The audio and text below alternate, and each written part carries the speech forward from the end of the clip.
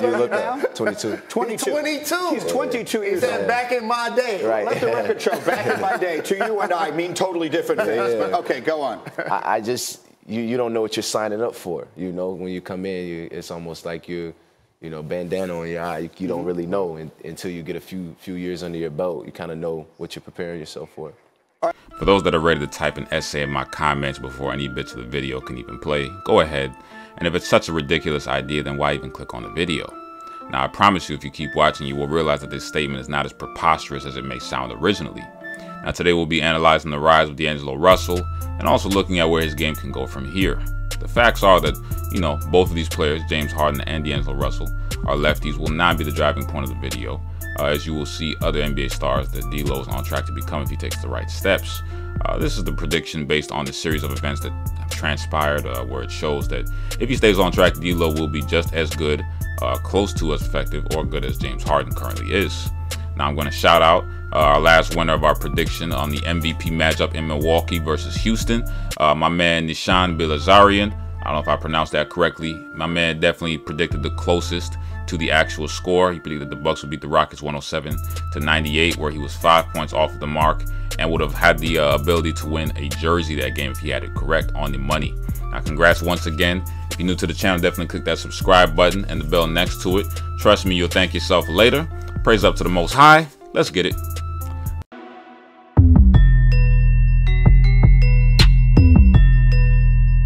To begin with, D'Angelo Russell in his NBA scout profile before being drafted was being compared to Penny Hardaway and Brandon Roy, two big combo guards who could light you up and run an offense. Credited to being extremely efficient at running the pick and roll, which he was. D'Angelo was always gifted at creating shots in the mid-range and from the outside with a great sense of using head fakes and a tight handle to keep defenders off balance. He has a 6'9" wingspan and a 6'5" frame, and was and is a big point guard by NBA standards. Now, his weaknesses pointed out at the time were his lack of defensive intensity and that his shot selection at times was questionable. However, with a great set of eyes to see the floor on a three-dimensional level, he was prone to trying and squeezing unnecessary passes.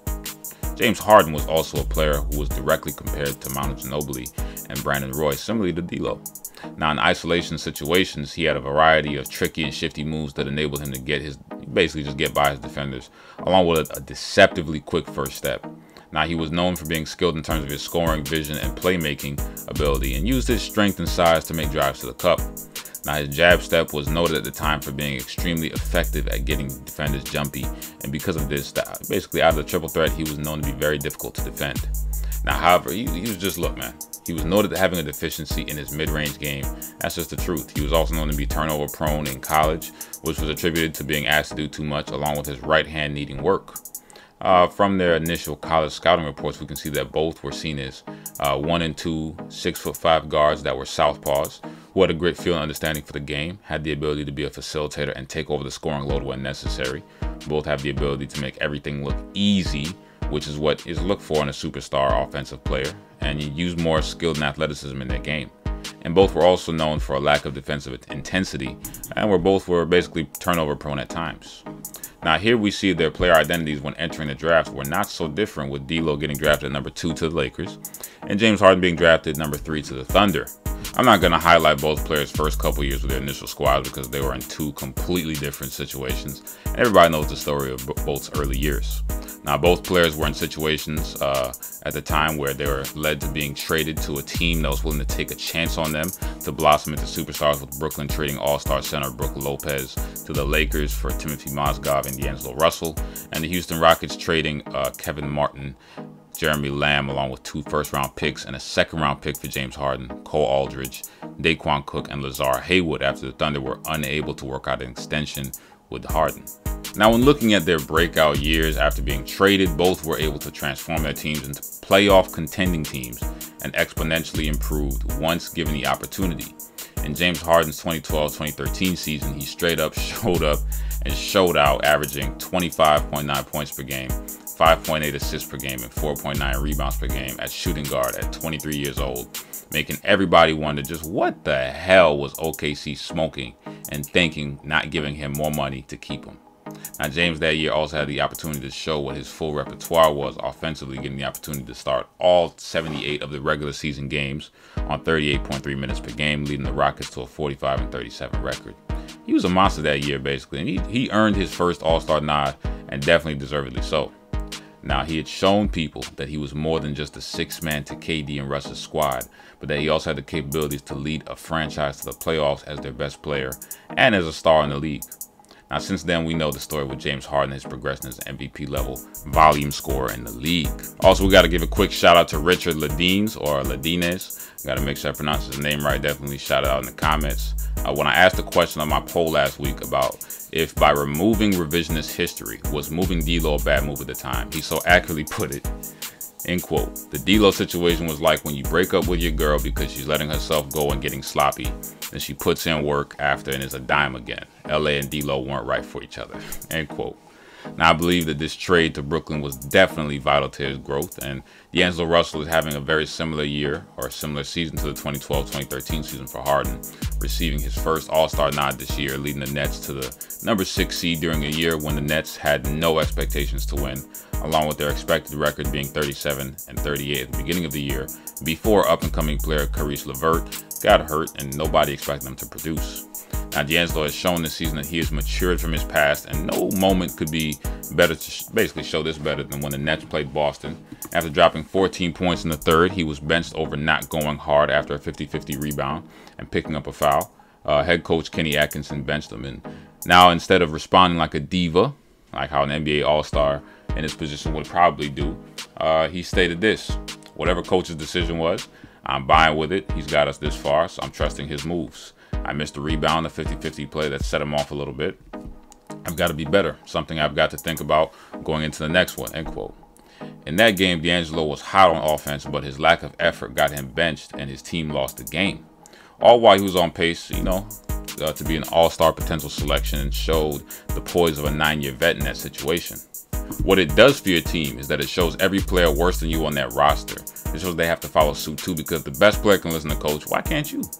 If the best player buys in, why can't you?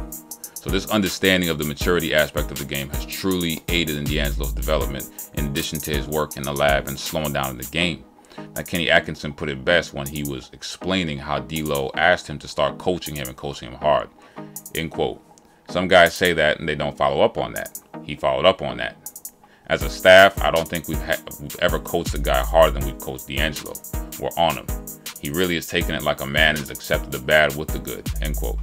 When asked about Russell's dedication to improving during the offseason, Atkinson also stated, end quote, that guy never left the building. He really bought into what we're doing, end quote. However, here's where I want to start looking at how D'Angelo may be different from Harden and how he may be an improvement on Harden's mold as a player.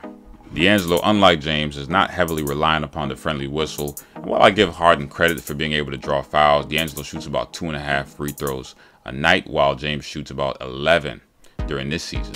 This is a huge difference and can help explain the difference between the two off the rip in regards to their games. D'Lo has also shown himself to be a violent volume scorer throughout the course of this season, similar to James, with D'Lo dropping 27 in the fourth, 44 for the game against the Kings in that monster comeback, scoring 30-plus points in 14 games so far this season, and became the first player in 50 years to score 70-plus points over 2 games without attempting a single free throw. Think about how crazy that is. Didn't go to the free throw not once in 2 games and scored over 70. Now, to show you that if D'Lo had more minutes, he could possibly be having the same level of production as James Harden. As it stands, even though D'Lo plays about 7 to 8 less minutes per game than James Harden, both players are the only players in the NBA currently with 1,500 plus points, 500 plus assists, and 200 plus three-pointers. And to keep it a buck, D'Lo is just straight up icy, man, at the end of games, man. This dude, multiple times I saw him activate and take over the game and to lead his team to victory. And I gotta be honest, D'Lo, if he stays on this track, will be as good of a player, if not better, than Harden. D'Lo has never seemed to back down from a big moment, and from an eye test has a better understanding of the game than most NBA point guards, and is a lock to be a star in the future. I believe that the LA trade, along with other factors, really forced D'Lo to take a hard look in the mirror and improve his approach to the game. Now we see him dropping people, splashing threes, making floaters, dishing dimes, and leading a team lacking in playoff success to a chance at being able to go at one of the contenders in the East D'Lo has officially broken out. Now, while, you know, I know he may not start scoring like James Harden next season, this season, please just go watch some of the Nets games, man. And look at how lit he has that bench. Look at how he takes over games in the second half. And look at his composure at all times of the game. And tell me this man is not a killer. Now, I'd like to thank all of you guys for the support once again. And if you haven't subscribed yet, my guy, click that red button and definitely that bell as well to stay updated on hot NBA videos just like this. Please let me know down below, who would you start a team with right now if you're a lottery team, D'Angelo Russell or Karl Anthony Towns? Both 2015 NBA lottery picks, both all-stars. Let me know who you got, and definitely the best explanation for each side gets a shout out in the next video. Now, you already know, don't be mad at me, but be mad at yourself for being an underachiever. Play the outro.